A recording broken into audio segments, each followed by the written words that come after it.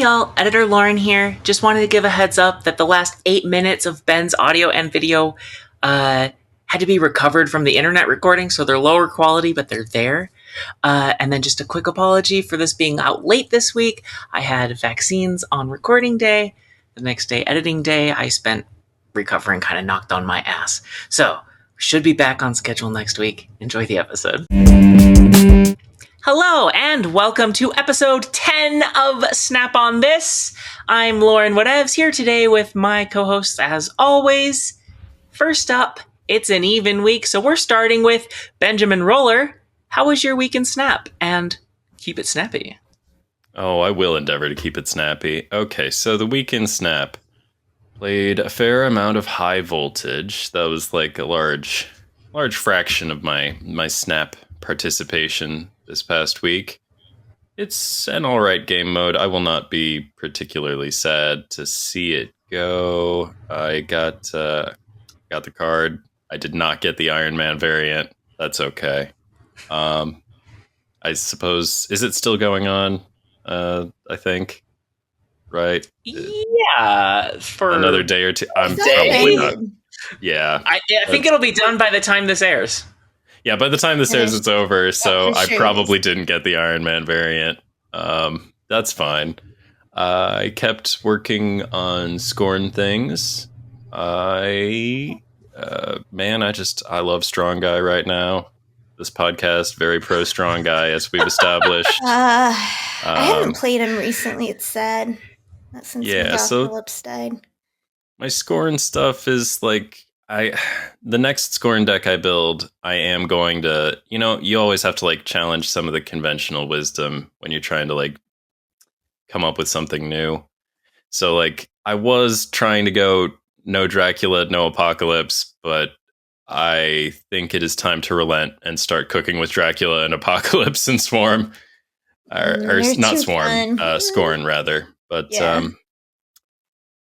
But I've been trying like a lower curve thing, and that's been working pretty well. As far as the stuff I've been experimenting with, it's been working very well. I've been playing a lot of bad stuff that doesn't work this past week, to the extent that I have been playing any ladder at all.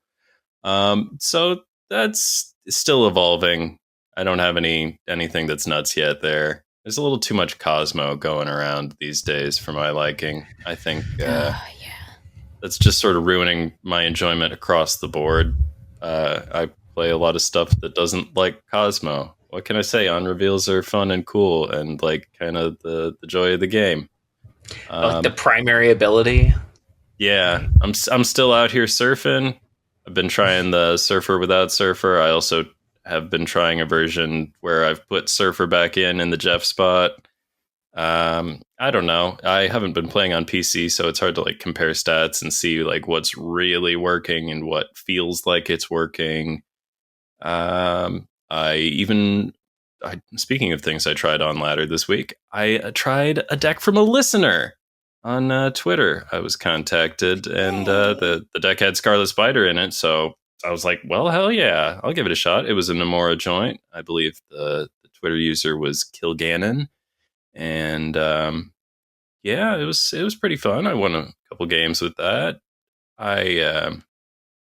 It had a lot of moving things. I think maybe there was a Madam Web that I might, if I play with that listener's deck further, I might cut the Madam Web and do something else there. I don't know.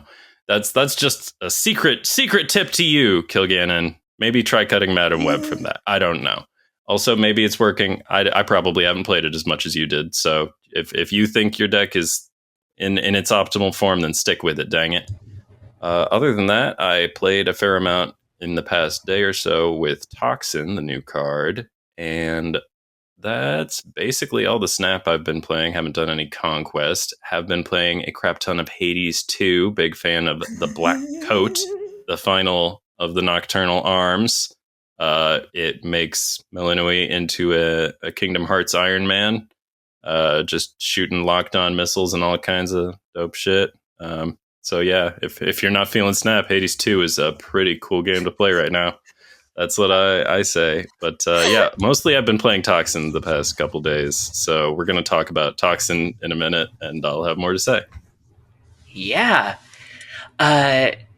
I haven't tried the Hades 2 yet, but I am definitely looking forward to it. I know I said I was going to, because I'm done with Zelda, but I switched to SteamWorld Dig 2. SteamWorld Heist 2? That's the one. Yeah, I think it's like SteamWorld a tactical... Heist 2. I've heard great things about it. The besties loved that one. Loved the first one, so just started the second one. It has been fun so far. Anyway, we're on Weekend Snap. Ree, how was yours? Okay, I will refrain from other video game chatter. You can mention one. Okay, I'll save it for end banter. Okay, all right. Okay, so my Weekend Snap, of course, it was pretty much all high voltage because I don't think I finished the track until Sunday. Because, of course, I got the Iron Man. It was a limited time variant that one could get through grinding. And as we've established from my second place, near 12,000 points in leagues, I have unhealthy relationships to video games. So, but that's actually late. A lot of people were getting stuff way earlier than me. I mostly played... Okay, at the beginning, here's my journey with high voltage. At the beginning, I mostly played my friend and yours, Scott, of Snap.FanWriters fame deck. Because I won't lie, it is the kind of deck that my heart greatly desires, and that it is really flexible and has a lot of counter options. Because as much as Ben loves just like seeing how high he can ping little cards into power, I love ruining someone's day who's trying to do that. So, and this deck was just like, because it's for high voltage, so it's built for energy. One, Mirage. Anytime I can play Mirage, I'm so excited because she is a good card and she is a fun card both. Mm-hmm. And she gets cut from so many decks, somewhat unfairly because she's so great, but it's just, she got competition in that 2 slot. So, but it also, it had Shang, it had Enchantress. So if you were ahead on Prio, it had Negasonic, it had Eliath. So it didn't matter where you were at. You were ruining their day in some way or another. So I started with that, and that was winning. And then, like a lot of people, I kind of burned out in high voltage, and I realized the point of high voltage was not to win. Because winning just gets you 20 voltage points, which is like nothing in the scheme of the treadmill of the track, right? That's an unhealthy thing to look at, like that 2,000 points and be like, I'll get there 20 points at a time. Don't do it. And the missions aren't generally centered around winning, right? It's just like play a bunch of energy, play a bunch of power, play certain cost cards.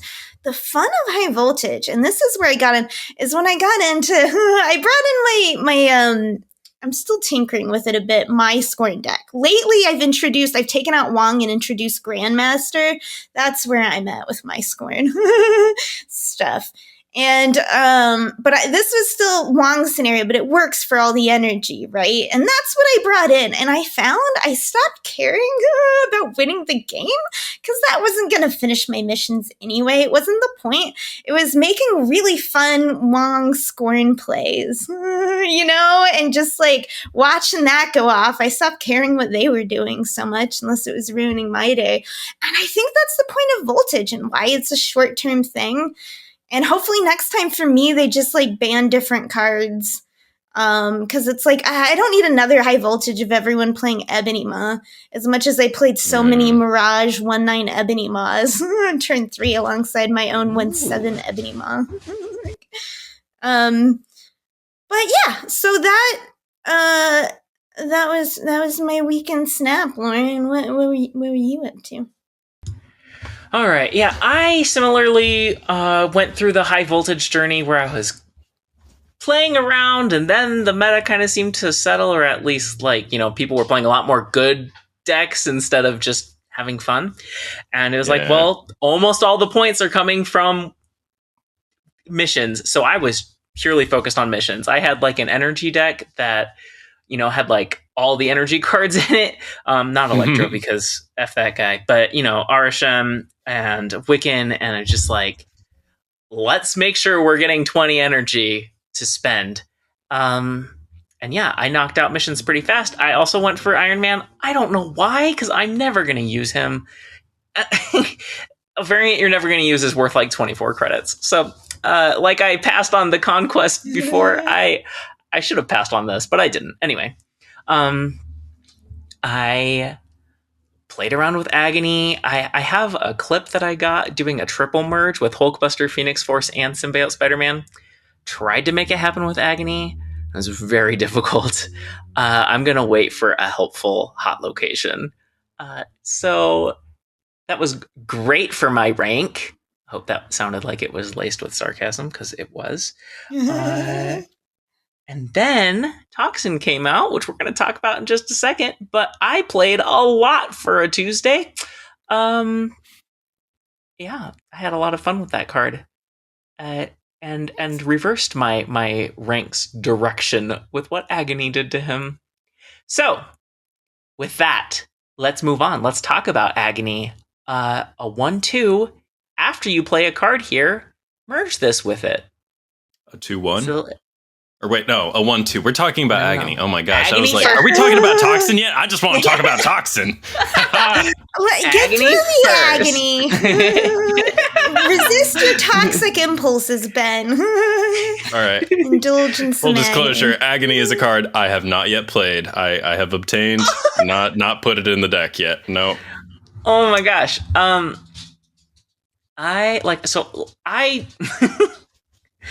dropped to rank like 28,000 again. You may remember from last week. That's where I climbed from. For, I don't know, listeners who are very astute and love numbers. With my hand dump deck. I went from 28,000 to 18,000. I went right back to 28,000 with Agony, trying to grind with her. But I also put her in a deck. Well, I didn't do this. I used a Safety Blade deck that used Agony. A very fun one that used Agony and Hulkbuster and Namora. Is a Scarlet Spider deck. And I didn't see this. Oh, it's good. I for sure Sounds got so a delicious. gold ticket with it. I think I got an infinity ticket with it. It's really fun. There were a lot of play lines, but it's like, okay, so there's a one Agony deck. There's more than one, right? Like she works with Deadpool, obviously. That's But what I did with her. Yeah. The thing that Safety did with her, besides Namora stuff, was also Elsa stuff. And it's like, Nice. because you can play the card, get the Elsa benefit, and then it absorbs into Agony to make space again. So it's very cool. I had a lot of fun with it, but she is just like she's just a little quirky card. I would not suggest somebody get her if they missed her on High Voltage. I would not say spend 3,000 tokens on this card. Unless they're a huge Deadpool, like, destroy player, I think. So this is where I'm sad I didn't see this deck and get a play, because that's, like, I'm very disappointed in myself that I didn't put together yet, like, a Namora, Scarlet Spider. I know, even with the, even Scarlet Spider, into this, what I did immediately was put Agony into my Deadpool Destroy deck that I've talked about before, replacing Aranya. And honestly, in some ways, it was more of a side grade because you don't get the extra death hit, because Agony merges. So, in some ways, but in other ways, she's better, and she worked fine there. And I think that's right. She's better than a Hulkbuster, in my opinion, just because she's so much cheaper, right? Like, and easier to slot in. So, she fits in well there. I think that's what a lot of people did with her. It is where I want to play her, though, is with Namora. But she did fine, and she is great in a Deadpool Destroy deck. Oh, good. I'm rooting for Agony. I haven't. It's not that I haven't played Agony out of like a lack of enthusiasm for the card or the concept. I just haven't gotten around to it. A lot of cards. I still like all the old ones too. She's cool. I just don't think like it's a fun little ability to have, but it's like, I mean, even compared to like an America Chavez now, which is she's a 1/4, right? Isn't she a 1/2 +2? Yeah. And Agony is just a 1/2. Just a 1/2. And it's hard to capitalize on that extra 2, right? Like a Deadpool can do it because it's doubling it, or a Scarlet Spider can because it's doubling it. But like Brood doesn't get to use it. Yeah. Maybe Brood with Grandmaster, but that just seems like a lot of work. Yeah, I mean, I do Grandmaster a lot of Broods. That is like a thing that maybe I do. You need Agony.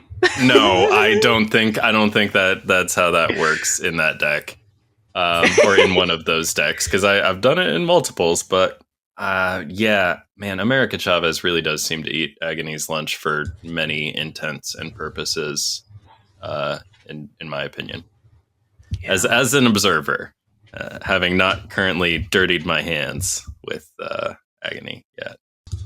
Right. But yeah, just the unpredictability of the next card, like having a card that they don't know is going to be bigger than it's supposed to be is like better than announcing that you're about to play a card that's bigger than it's supposed to be in this particular location. I don't know.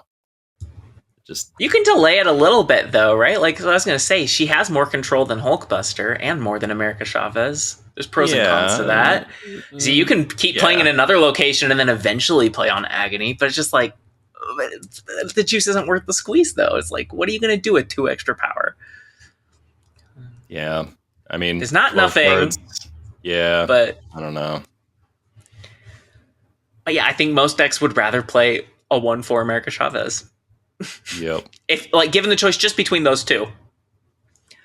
All right, we can move on to Toxin. I want to talk about Toxin. I was like, just sitting here, I'm like, come on. That's all I can hear you guys saying is like, yeah, Agony. It's like, all right, just go ahead and talk about Toxin. We're just stretching out the Agony. Toxin is 2/1. On reveal, return your other cards here to your hand, plus 2 power for each returned. Take it away, Ben. All right, so I've been enjoying Toxin. As I mentioned last week, I'm not a huge bounce player in Marvel Snap. I have bounced things in other card games. Frankly, it feels better elsewhere, is my opinion. But I don't know. I've dabbled in bounce from time to time, so I threw myself at it yesterday. We record on Wednesdays, so yesterday was release day for Toxin. And I first tried with all 3 bounce enablers. And then that wasn't working like super great.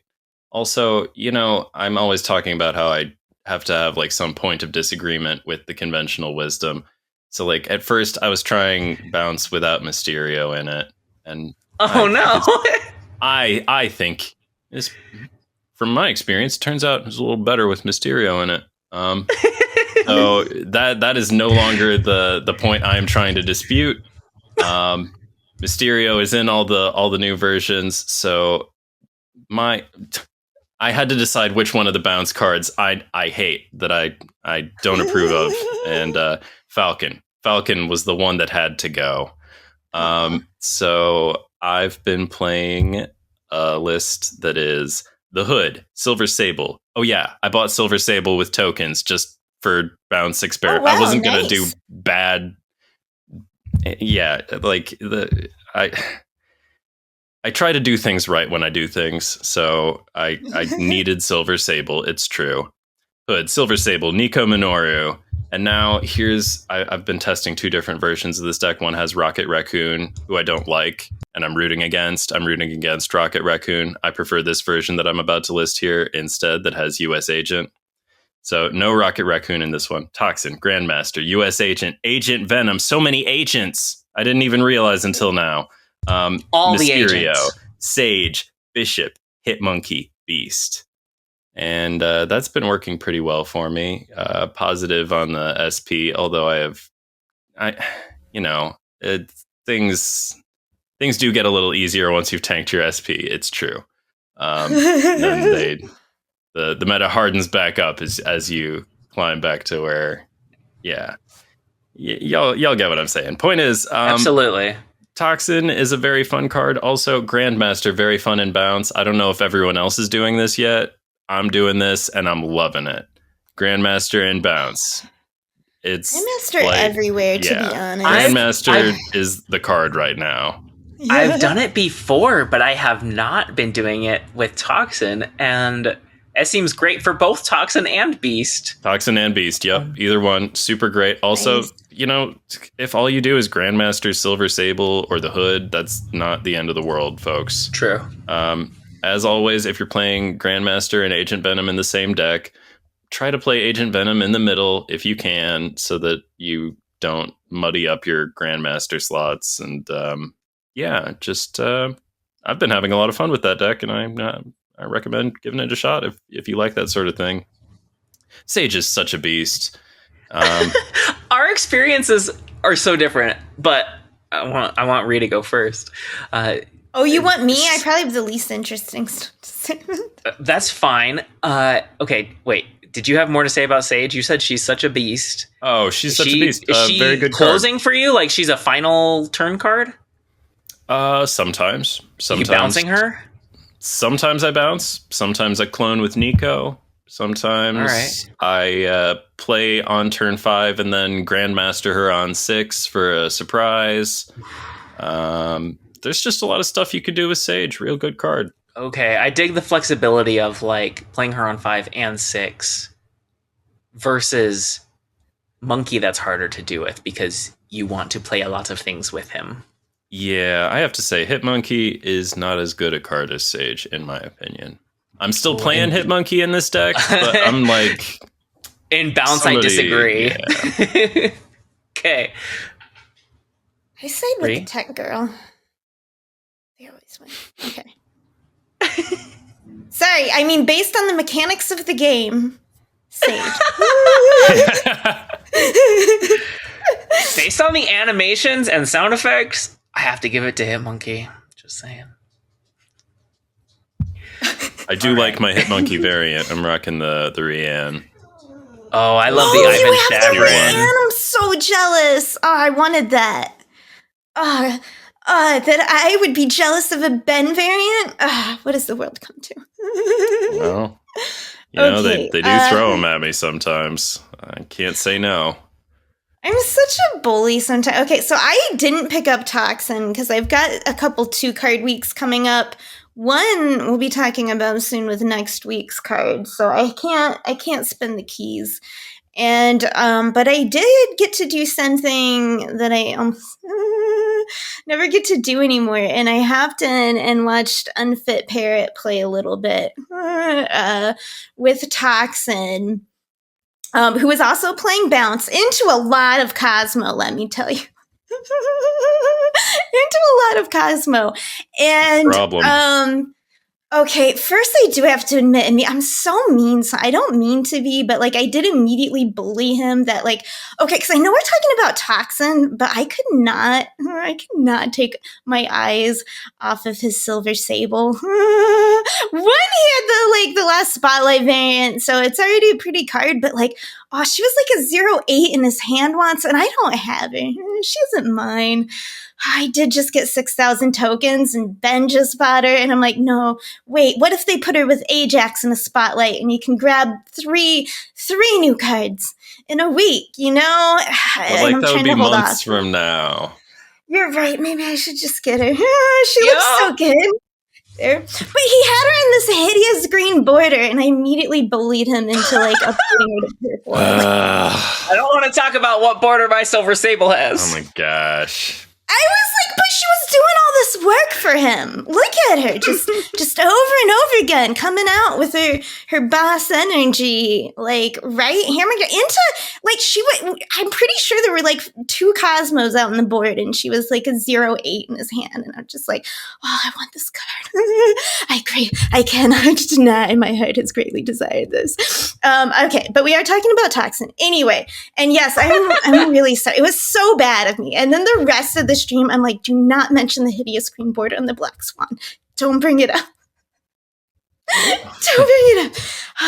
It's so rude because it's like how I think everyone, like I certainly have my opinions on hairstyles and stuff, but I think everyone should do what makes them happy. And if surrounding your lovely, beautiful Silver Sable with a hideous green border is what brings you joy, that's what I want for you. Okay, anyway. I'm just the worst sometimes is all. But, yeah, Toxin seemed good. He often seemed good. Unfib here was having a good time with him. That's been my experience with Toxin. All right. My experience with Toxin. Let's say first, I also got Silver Sable. I actually got her like maybe a week ago, but I have been using her a ton in Bounce and loving her there. I don't think she's absolutely necessary. Like I think an Iceman or a Hawkeye would do okay, but she's definitely like, she feels like she's best in slot. Not by a huge margin, but like it's clear. I also started with all 3 bouncers. I've had a great experience with it. I thought that I would be cutting Falcon. In fact, I have had a newfound appreciation for Falcon this week. I think it's really cool that you can reach into other locations, say where a Cosmo is. I've had, or like just Clog. Not that I've seen a ton of Clog, but a little bit, and I've had good luck with that. Being able to use Falcon for retrieval. I've been wanting to see more of Toxin and Junk, to be honest. I want to see people use it to pick up the void and stuff, you know? Yeah. It's a good way to convert it into power, for sure. Also a lot cheaper than, say, a Valkyrie. Right. And a little cheaper than a Viper. But it does kind of the same thing as Cousin Carnage. Like if you're just eating voids. True, and Carnage doesn't take up space in your comes hand. out one bigger. There's just more deck building options. So if you wanted to put bigger cards in your deck, you know, now you have another lower cost option. Maybe you pair it with Carnage as your 2, you know, backups, and then now you have Yum. I've seen quite a few people trying to run with Black Swan too, and I did try that. For me, it felt heavy-handed. Yeah, it feels like overkill. I also tried that. I used her maybe like twice, and I ran it for, I don't know, 30 minutes, an hour, something like that. And it's just like, she's not pulling her weight at all. I'm not convinced the Black Swan is a good card. I started with a deck from Scott Denham, previously mentioned, over at Snap.fan. I started with one of his decks.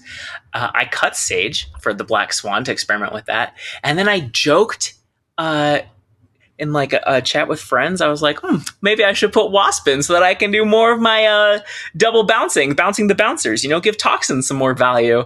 But I have loved Wasp in this deck. I'll read it off in just a second. But Wasp goes with Agent Venom. Who doesn't want to play a 0/4? She goes with Toxin. I get an extra 2 power if, like, on the turn I play Toxin. She goes with Bishop.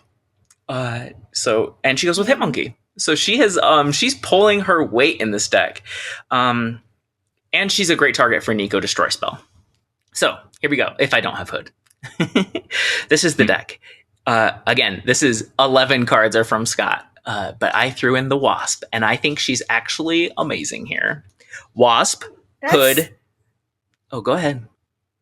I was just say that's what is exciting me about this deck. You're like, and she does this, and I'm like, that is Wasp. Yes, go Nadia. Wasp was on my list, but I just haven't gotten around to it yet. So I'm now that I've heard good things, I want to go. I accidentally paused the recording instead of muting myself. My mouse was in the wrong place. So here's the deck.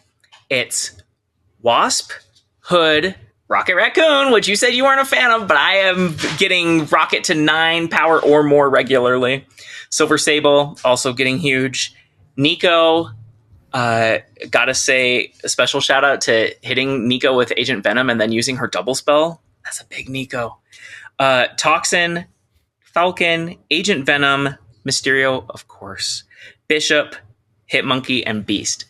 Bishop is why I felt comfortable cutting Sage, because Bishop gets huge. I'm getting Bishops to 14 plus power fairly regularly. Again, something that Wasp is helping with. Being able to, it's like an extra play, and then I bounce her, and she's an extra play again, and just... I've got to say, Ben, I did get to bounce the bouncer several times. Mostly that's happening when there's a friendly location, like, say, an Elysium. But I have done it when like the stars align. It's like on turn 2, I can drop down Wasp and Toxin, and then I beast the Toxin, and then I Toxin the Beast, and it's fun. I like it a lot. It's definitely not the primary play line. Like, it's a stretch. You don't get to do it very often. Maybe your opponent plays Limbo, so you get to stretch things out just a little bit. But gosh, I saw Safety describe Toxin as boring. And I think it is a boring card in the sense that, like, it's a bounce enabler. It does the beast thing, except instead of reducing cost, it gets power, which is actually a more boring ability than Beast's ability. But the deck building part of it, the playing the deck, I'm finding that very fun. Just the way that it opens up, having another enabler. I love this card. That's my take on Toxin. Get him. If you like bounce at all, yeah, fun card. Next week's spotlight, the finale for Symbiote season, Anti-Venom, a 4/6. It's a weird card. On reveal, set the cost and power of your deck's top card to 0. Thoughts? Well, my thought is I need to skip something so that I have resources. And this is going to be the skip for this month, I think. Yeah. I kind of thought Toxin might be the skip, but I couldn't resist. So, I mean... Are you getting him? I don't... yeah, are you getting him, Lauren? I don't know. I'm very tempted. I don't get him. I have, like... I don't understand what the point is. And I don't play high-cost cards, which seems like the best way to use him, right? I don't play a ton of high-cost cards anyway. But hey, I don't know. Maybe he does go into like a Valkyrie Cersei deck, something like that. I could see that. Possibly. I could see that working great. Maybe a Sentry's in there. Any of those for just a 2-card combo between 2 of those, right, is pretty cool. Maybe not Valkyrie and Cersei together, but yeah, I'm not skipping the card because I think it doesn't have uses. I just don't like this kind of card. Yeah. This is not for me. I won't lie. Okay, so I'm already getting him because I don't have Supergiant. Yeah. It's a 2-card. This is what I've been... Oh, shoot. I also don't have Supergiant. I forgot. Maybe I do have to open this week. And listening to your hate is bringing this, like, Emperor Hulkling mood upon I need it. I don't know. Well, I don't know what I'll do with him, so but now I with, want him. Yeah, I still fix him.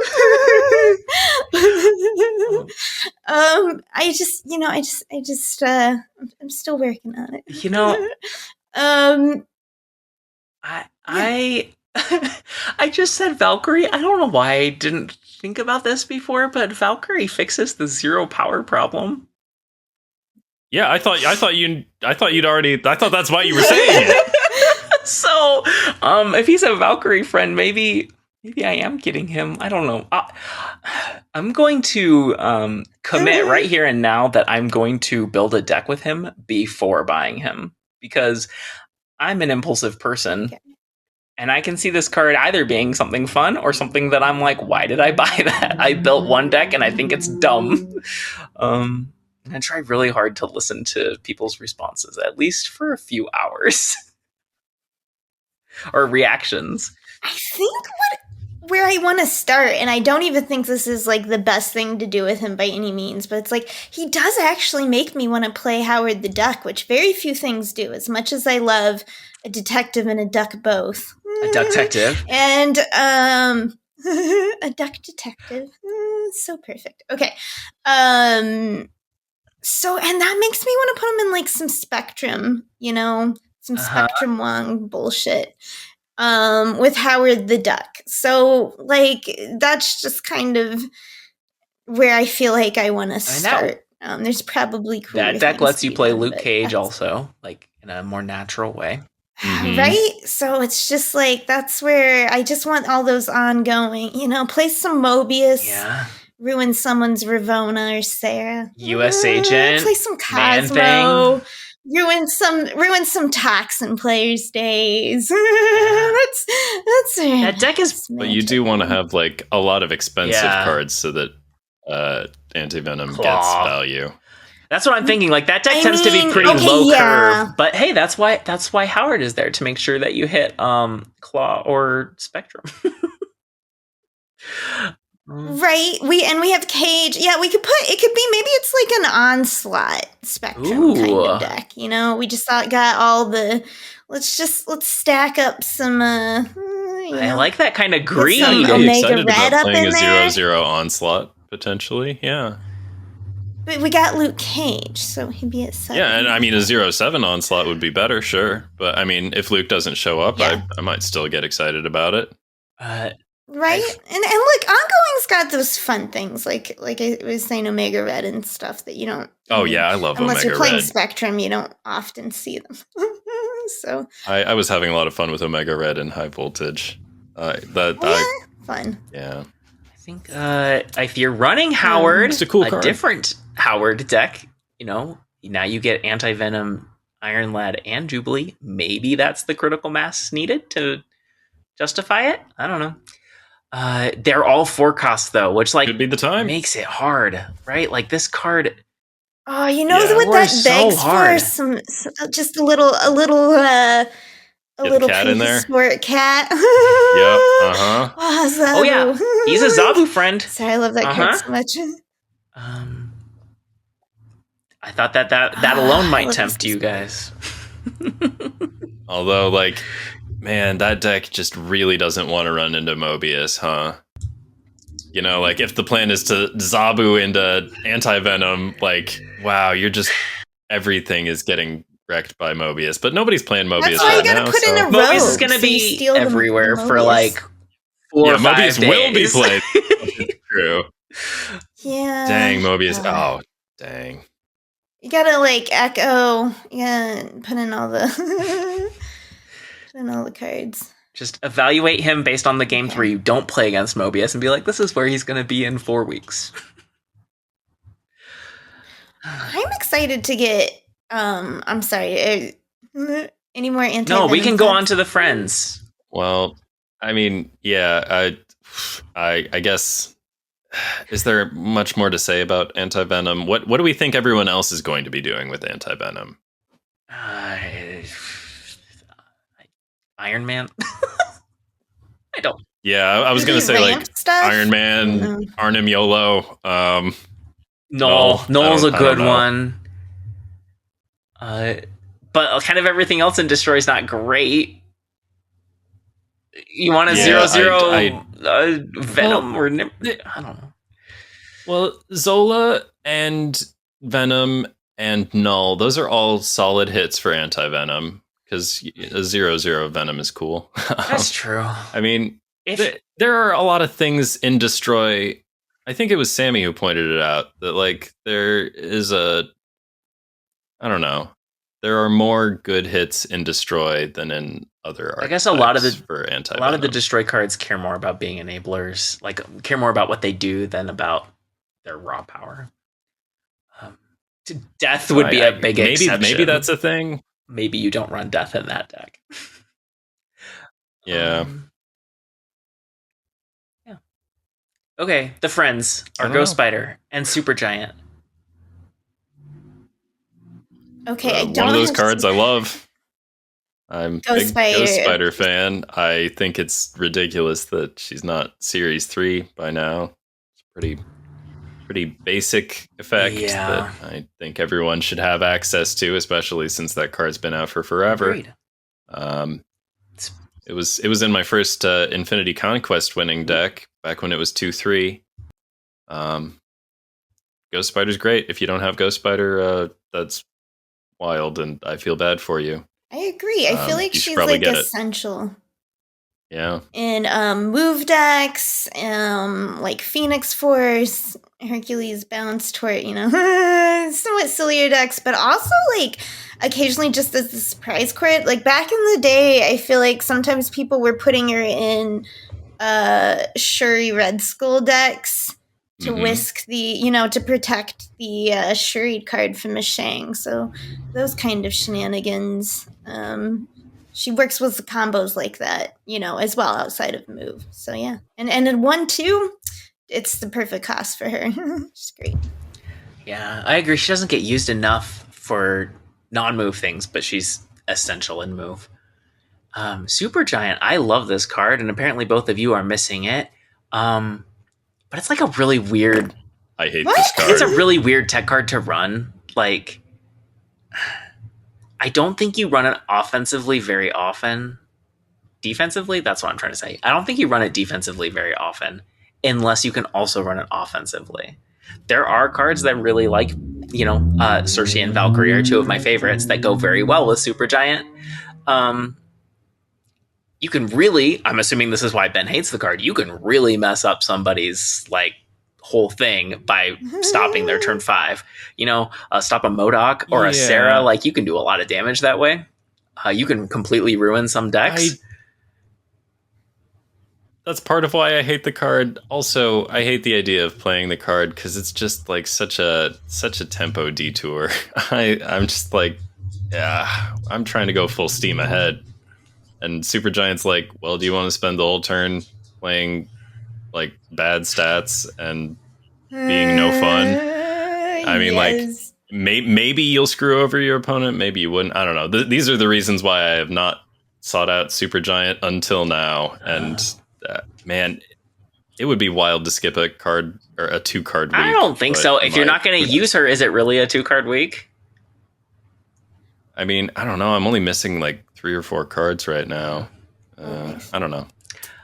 I don't know. But yeah, Supergiant, if you have cool Supergiant ideas, you should probably get the card and do them. I'm rooting for you. I'm philosophically not into this card.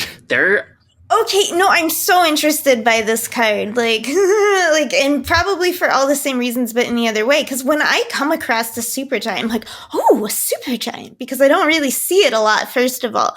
And then second, it's like, most of the time I'm annoyed. Most of the time it's ruining. I wanted to discard a card this turn. I wanted to do this, and it's wrecked, and it won't be as helpful at the end of the game. And there's very few times where I'm like, oh, the Supergiant. Little do you they have know. only made me stronger by trying to strike me down. And that asymmetry intrigues me in the deck building of where most often you will be helping yourself while hurting someone in a way they're not used to seeing, right? Like you just don't see it enough. And those are counters that I love. Right now, I still think Red Guardian is the best all-around counter, which it's surprisingly don't see as much as you would think. But Supergiant intrigues me. Yeah, I don't even know what I want to do with her yet, but I want. Let me give you. I want to invite her over for a drink. Can I propose one surprising idea? Okay. Or rather, it's surprising that I had an idea about what I would like to do with Supergiant. I don't know, guys. Let's say Hope on 3, Supergiant on 4.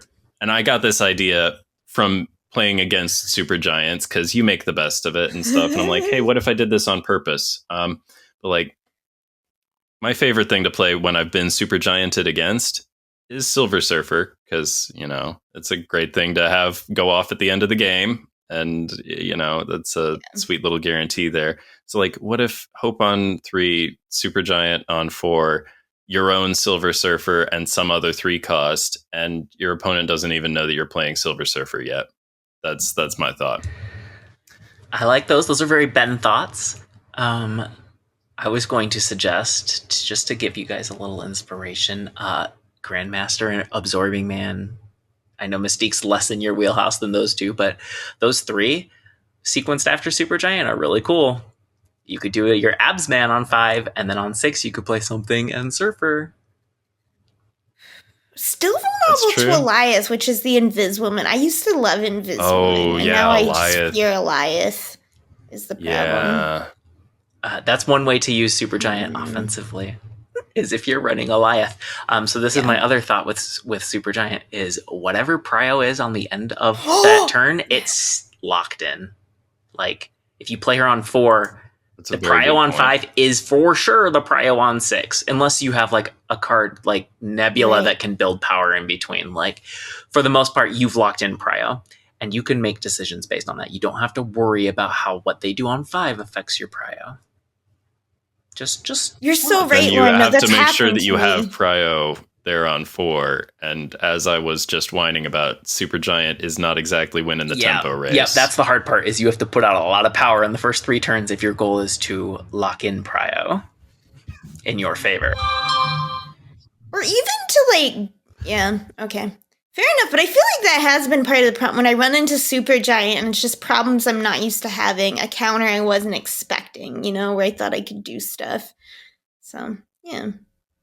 All right, cool. I think, honestly, it was Surfer was, like, one of the few times where I was playing Supergiant. I'm like, oh, you know what I mean? Like, oh, thank you for letting me, like, throw down my Surfer on this turn. It's the best move I can make with this energy, so... Yeah, she's an interesting card to me. But I get the tempo problem that Ben's saying. I feel like she is very polarizing. Like, most of often, your turn 5 just gets ruined, and you're like, you ruined my setup turn. Like, my big finish is, like, and that's terrible. But then there's the other time where you're ready for the sneaky play, and that you can take advantage with a finishing card played early. And anyway, I haven't cooked with her nearly enough for how interesting she is, but I did have a deck that I really liked that used both Valkyrie and Cersei. And it would either one of them would be the Supergiant follow-up, and then I could play on 6 knowing that whatever I'm playing there is getting hit by Valkyrie Cersei. Anyway. That's pretty crafty. Yeah. Very fun. You could then play your Sentry on turn 6. It's great. On to the side quests, on to secret homework. This week's secret homework was assigned by Ree. I will pass it off to you in just a second, Ree, but I want to do so with the reminder to let the listeners know about the extra credit that was assigned off episode. I was going to mention this, that I had forgotten to mention on the podcast. It was particularly supposed to be a spooky location, just because location's kind of generic. And I just did a bad job translating my friend of the podcast suggestion. So we made it just extra credit because I did kind of maybe just mention it either yesterday or earlier today. But I did make mine a spooky location. And I had to double check. I'm like, surely this is already a location, even though I couldn't think of it. But I went with, and I'm thinking, honestly, I was thinking about if you've seen the Disney Plus, the Marvel Werewolf by Night show. Mm-hmm. Special. Yeah, that was so good. It's like this, like, right? It's like a faux Do you prefer the colorized or black and white version? I didn't watch the colorized one. I've seen the original. Yeah. And I love that the black and white version is not 100% black and white without getting into spoilers. And that's great. Yeah. Like, the black and white looks amazing, but then also, like, the limited use of color is awesome. That would be the one I recommend, having not seen both. Highly recommend it. I have no particular preference. I think I've seen them both once and enjoyed it both times. It's made to feel like a retro, cheap horror in, like, black and white, but it's not at all. It's actually very, like, visually pretty and interesting, and it's just this very, like, stylistic, out there kind of story of Werewolf by Night. I was so hoping it would lead into something, more TV or a movie or something, and we just, like, haven't been in that universe more, and I want more of it. I want more Elsa and Man-Thing and Werewolf. It's so fun. Yeah. That's good. Yeah, so we recommend that. We can link in the show notes or whatever. But so I went with Bloodstone Manor for my location. Love it. And I honestly was trying to match it to Elsa, but it felt bad because, like, Elsa's just not doing well these days. And it's like, that's fair. Heroes always have their down and out moments. You know what I mean? She's just one OTA away from maybe being playable again one day.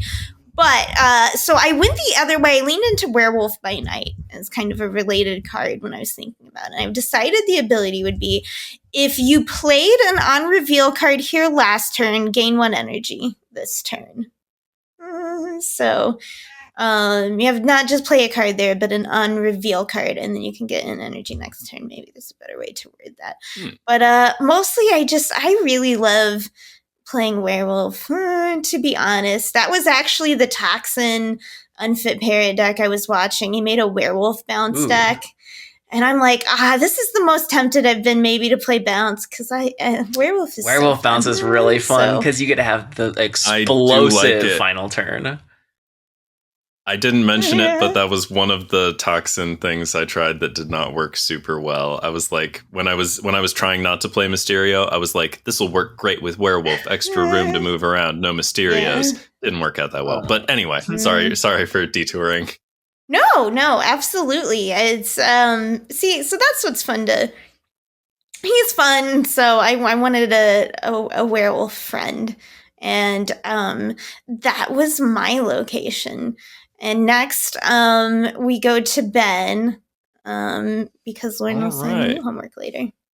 Well, when I found out off the air that extra credit was spookiness, my first thought was Bloodstone Manor, obviously. But I was like, I don't know. I feel like somebody else is going to pick that. And lo and behold, that's exactly what happened. So luckily, I went a different direction. I was like, what's spooky? What's spooky? What's spooky? I don't know. I mostly fuck with X-Men and Spider-Man stuff. And you know what? Things aren't that spooky. And I mean, like these are just characters. Spooky things can happen to them or around them. So I was like, what's spooky that I know about? What's spooky that I know about? What's a little dark? What's a little where's a dangerous place that like you don't want to get caught on under spooky circumstances? And I'm like, maybe those Morlock tunnels, huh? Maybe the Morlock tunnels. So that's what I did. Because Nice. the Morlocks will fuck you up. They'll cut you. You bring your pretty face down there. So Morlock tunnels or the alley, if you prefer. That's the main tunnel thing. But anyway, after each turn, if there are any 4, 5, or 6 cost cards here, destroy them. See, the big house, that's some half measure stuff, just not letting them in. No, the Morlock tunnels, you bring your high status, presentable, like golden boy face down here. You're in trouble, you know. So big cards. Those are the beautiful mutants, I guess that aren't allowed. That's such a or Ben the location. humans are, I don't know. I know you made something that would work with your like scream like yeah, and I have to say nonsense. in X-Men 97, Magneto is very fond of the Morlocks, and he feels real bad that he's unable to save them and stuff. And that's like kind of a big deal for him. So I wanted there to be like a little tiny, like Magneto can yank over a 4-cost card into the Morlock tunnels and killify them at the end of turn. So like I thought that would be like a fun little edge case thing. And Wait, but it was 4, 5, or 6, right? So like also Magneto would go. Or you could just drop your own Nimrod in there if you wanted to. You know, like I wanted to. I need to play more Nimrod, I wanted it to be interesting, but also a little bit brutal. I love it. Yeah. Hey, that gives like, I like it. Stegron, Juggernaut, Arrow. Yeah, I guess Stegron and Juggernaut are the ones who can do it safely. Cannonball. Yeah, it's definitely a move location. It's very cool. Of sorts. But it could also be a destroy location or just I love the locations that let you improvise, you Definitely. know. The Scream decks have been very annoying as I've been trying to play my Scorn deck. It was with playing Agony. When you're trying to get your Wolverine and X-23 and Deadpool set up, and they're like Polarising you and Juggernauting, and you're like, let me destroy my cards. Anyway, I'm very annoyed at Scream right now, is all I'm saying. But yeah, it's a great location that would work well with Scream. Also, I forgot. We've already established that the Morlocks are not down with the big expensive cards because Leech has also a big card. I'm working in the established mechanical language of the Morlocks. Although Leech they would don't die. like high cost things. Yes, Leech would die. There is, hey, these gameplay metaphors are not flawless, and perfectly consistent. In the Whatever. comics, I think this is actually in the NYX comic that's got Miss Marvel and X-23 in it, but like the Morlocks recently like marched out of their tunnels to be like, we're done with like hiding and stuff. Like, we're gonna get ours. And I honestly I was kind of like, who? Because I'm just getting into the X-Men. They had this whole speech. And I was just like, I don't know about Callisto and Healer and Mask. Tunnels? So yeah, no, I guess now they're like coming out and like, no, we're done.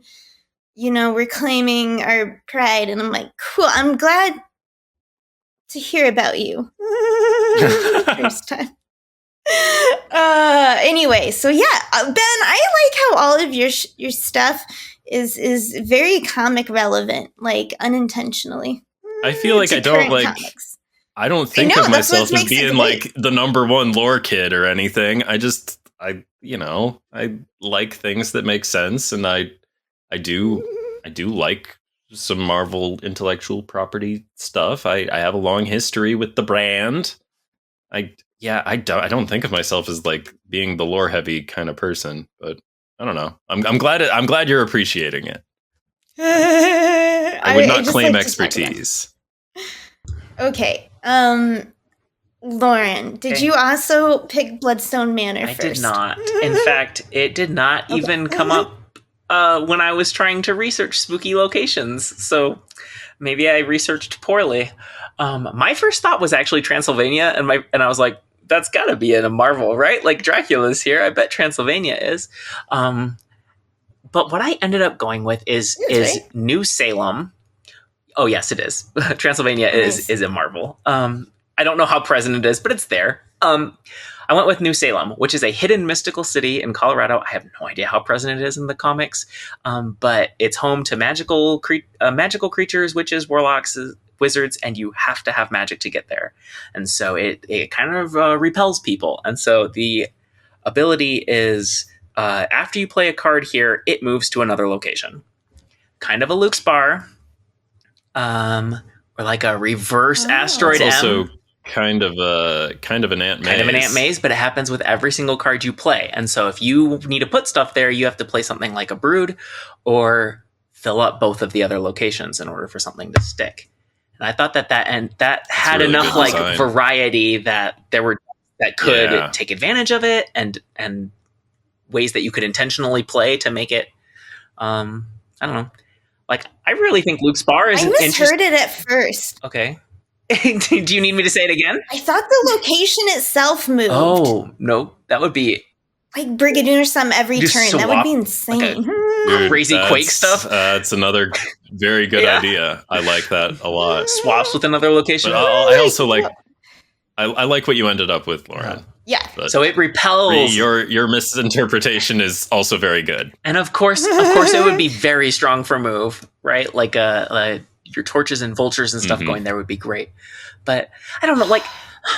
I need to play more Silk, so I gotta get on this. Part of what you don't need to play more Silk right now. Like I think you need to wait for the Silk buff to play more Silk. That's what I think. But that's the card I want to play. I just I'll play Craven and stuff, and I'll be like, you don't bring me joy. I don't know. Part of it, I think Luke's Bar is actually a really interesting location, right, and there are some things that can play there interestingly, like a hood, or like there's stuff you can do there. The grapple arrow? That's so fun. Yeah, I like Luke's Bar a lot. Like, I think I tend to win. Card gen does... Ghost-Spider. You can play Surfer 3 times or whatever. You probably don't do that. You probably use Brood there. Something that you can stay on Luke's Bar if you fill up the hand. So if you have card gen, you can force a card to stay there, which is super cool. But like, not very many decks can take care of it or can take advantage of that. So I wanted to kind of capture some of that. Anyway, I think it'd be a great location. Yeah. Woo! I would play with all of these locations. Not that you have a choice when they're in the game. Yeah, me too, for sure. Okay, hire us. Second dinner. Yeah. It's my turn to assign the homework, and I'm gonna assign the homework. It's gonna sound very familiar because the homework is to design a spooky card. This is actually what I was going to do for my previous assignment, but then I was like, but my next time is going to be very close to Halloween. So, yes, design a spooky card. The extra credit or the goal is for the mechanic to be spooky too, not just the theme, but to like really tie it in. Okay. Make it something interesting mechanically. I don't know that you can do it without any theme at all, but I don't just want it to be like a vampire who does something that is entirely unrelated to being a vampire, right? Like Dracula's a little spooky, like he's draining the power from another creature. Right? Yeah. It's not spooky, but it's like it's very interpretive. I don't know what's mechanically spooky, I gotta say. Okay. Really struggling with this. Just tie it in with the theme, right? Like have something that is, it's not just, what am I trying to say? It's not just the paint that's spooky, but actually like, try to come up with an ability that is inspired by a spookiness. Like say if you had a tunnel where Morlocks murdered people, that might be a little spooky. Make it a meme card. I thought I should point out card. the thing I said earlier about Magneto. You are also sacrificing your own Magneto to do that play that I pointed out. Yeah. That's but cool. Like, yeah, if that, it is cool, but I just wanted to like make sure that like people understand that like I'm not saying your Magneto is somehow magically immune on that location. You have Chiara, so it's fine.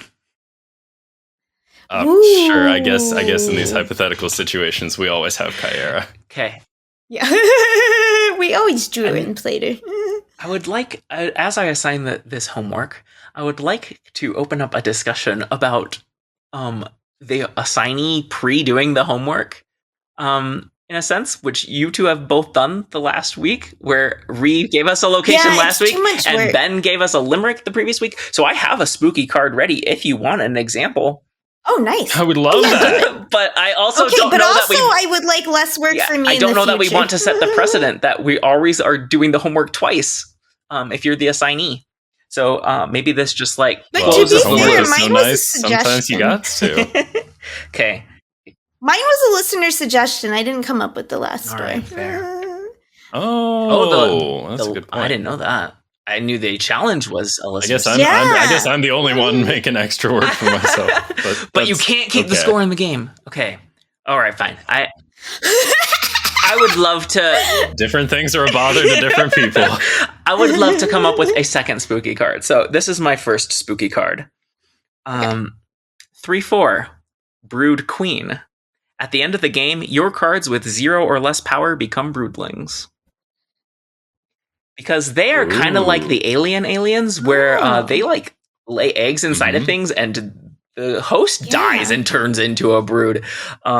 So I want an animation where they're not just like unburrowing from the ground, but they're like bursting out of, I don't know if it's that violent in the comics, but where the creature is dying with a splash, kind of like how Misery's animation works when she destroys something.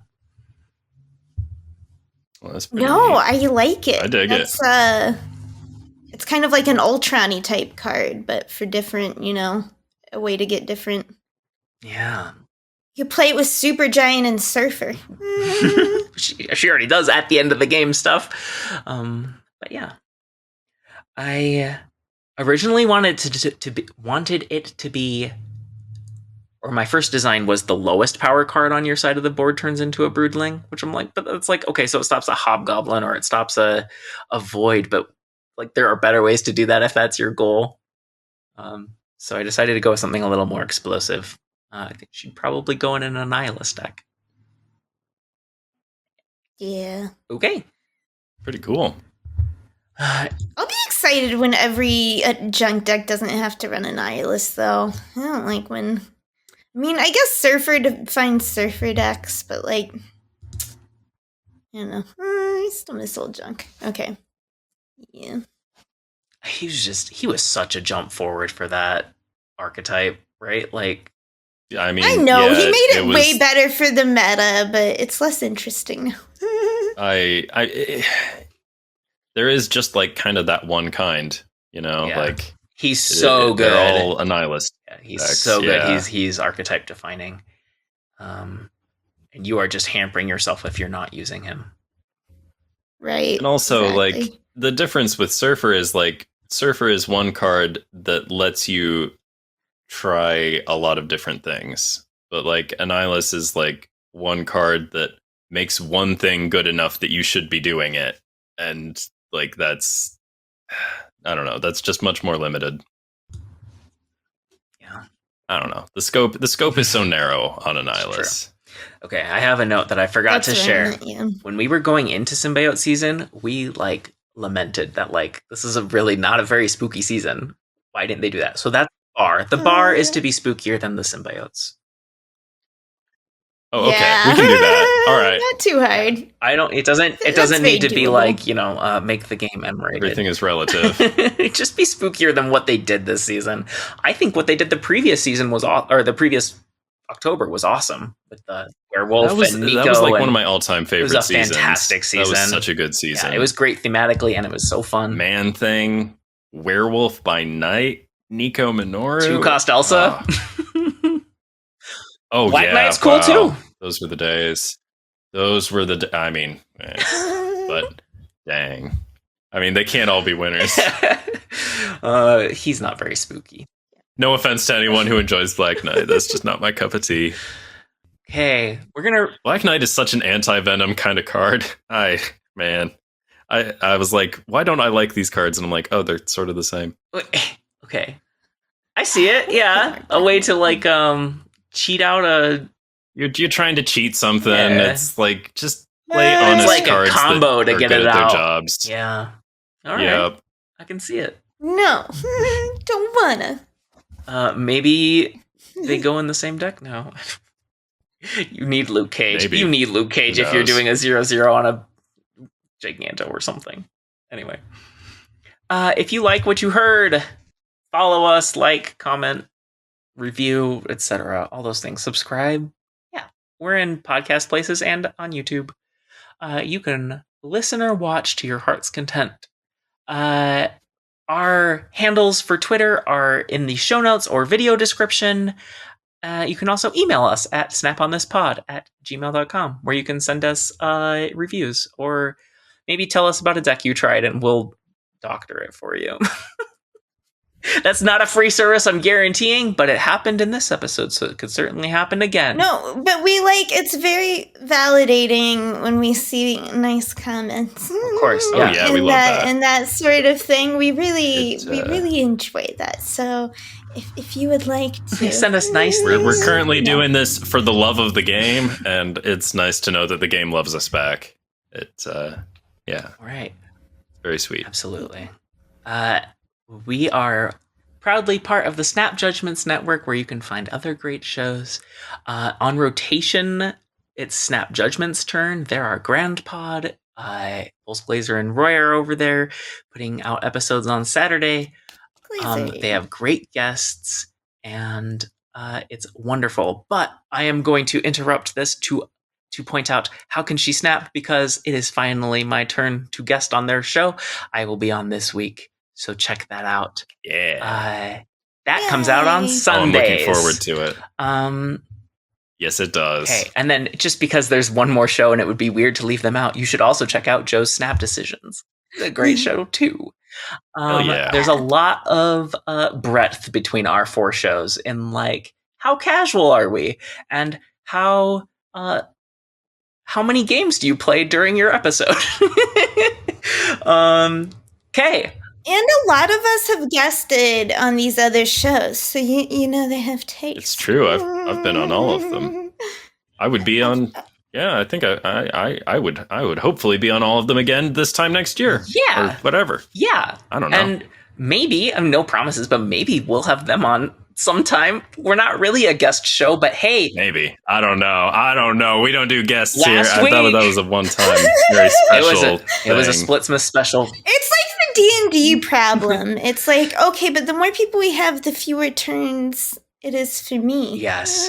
But also, I don't want to pressure the Around hosts of any other podcasts to have me on by this time next year. That was something I'm I'll putting on do my it. vision board. Don't you concern yourself All with of that. you, We all did a please bad job. invite Ben and Ree back to your shows. Okay. I'm throwing to Ben for the outro. How are we ending this bad boy? Well, when the hands get to clapping and the hosts get to snapping, you better tune in next week because we'll tell you what happened. Ooh, there it is! Thanks for listening! That was great. When did you cook that up? Okay, I realized I had. I the didn't. Jeff That came to me. Wait, you didn't have what? Oh, nice. No, that was off the dome. I meant to come up with something On the and I didn't. spot, you nailed it. It worked out. Well, we all You have can our do it. I skill would have just sets. froze. I can't be bothered to keep scoring the games as we've established. I have to be good at something.